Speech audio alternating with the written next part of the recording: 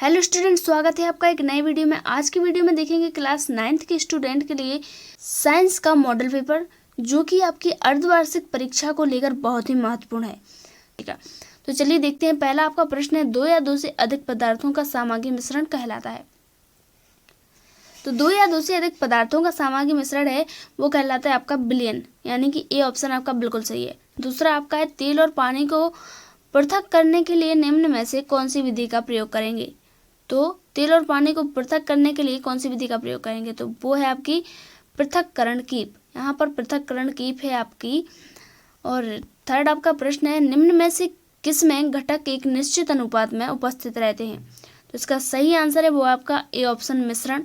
Next आप देखेंगे 4th number का प्रश्न है, तो कोशिका शब्द सबसे पहले किसने प्रयोग किया, तो वो किया था रॉबर्ट हुक ने, याद रखिएगा। और कोशिका की खोज किसने की थी, वो भी रॉबर्ट हुक ने की थी।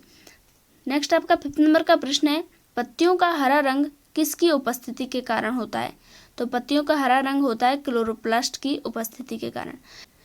नेक्स्ट आपका रिक्त स्थानों की पूर्ति कीजिए। तो पहला आपका है, नारियल का रेशा रिक्त स्थान ऊतक का बना होता है। तो नारियल का रेशा बना होता है आपका स्क्लेरनकाइमा।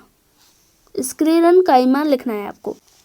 नेक्स्ट आपका दूसरे नंबर का प्रश्न है, घड़ी के पेंडुलम की गति रिक्त स्थान गति का उदाहरण, तो वो है आपकी दोलन गति का उदाहरण।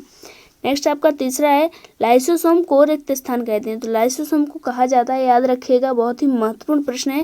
लाइसोसोम को कहा जाता है आत्महत्या की थैली।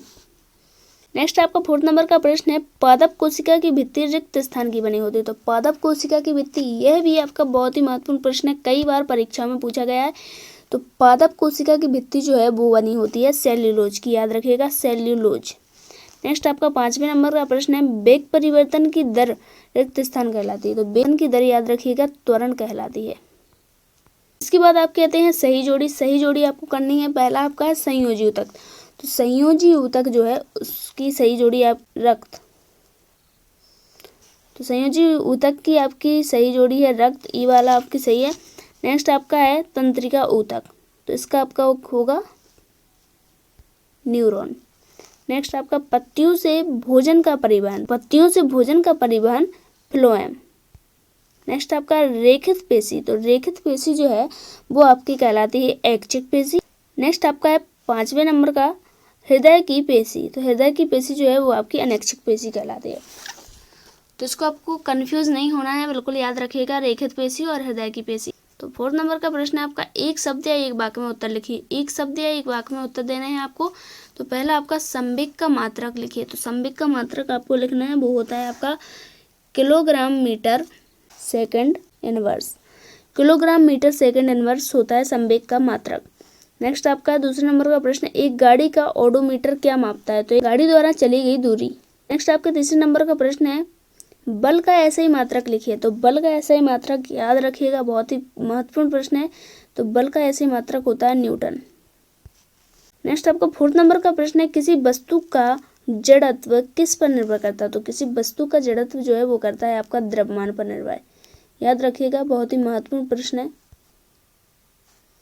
नेक्स्ट आपका 5वें नंबर का प्रश्न है, उस ऊतक का नाम लिखिए जो हमारे शरीर में गति के लिए उत्तरदायी है। आंसर आपका है वो है पेशी ऊतक। तो पेशी ऊतक याद रखिएगा। इसके बाद आप कहते हैं प्रश्नोत्तर। तो प्रश्नोत्तर को आपको अच्छे से देख लेना है, इसके आंसर्स आपको मिलेंगे पार्ट 2 में। तो पार्ट 2 के लिए हमारे चैनल को सब्सक्राइब कीजिए, बेल आइकन को प्रेस कर लीजिए, और वीडियो पसंद आई हो तो वीडियो को लाइक करें, चैनल को सब्सक्राइब कर लीजिए ताकि आपको पार्ट 2 जल्द से जल्द मिल जाए। मिलते हैं नेक्स्ट वीडियो में। Thanks for watching.